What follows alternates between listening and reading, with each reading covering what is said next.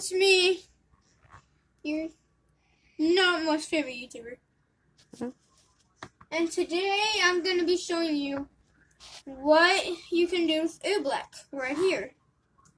So today we will be doing, actually no, go down in the comment section and post if you know how to make oobleck. If you do, post it. Okay. Post the ingredients for it. You need a paper bowl and 2 other things. Okay? Or you can get a pool. Okay, so I'm going to show you what this does. Okay, look. So you can do this with it. And it really doesn't turn into a liquid, right? But when you stop, it turns into a liquid. Magic, right, guys? I bet you guys already know this, but still, I'm just going to show you it.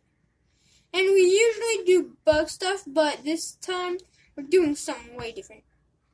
In the 2 other videos, we did something way different. I think it was 2 other videos. Was it 3 or 4? Or 2. So you can also punch it and it won't do anything.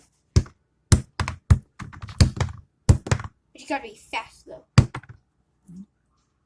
And then once you do this, your hand just sinks in there.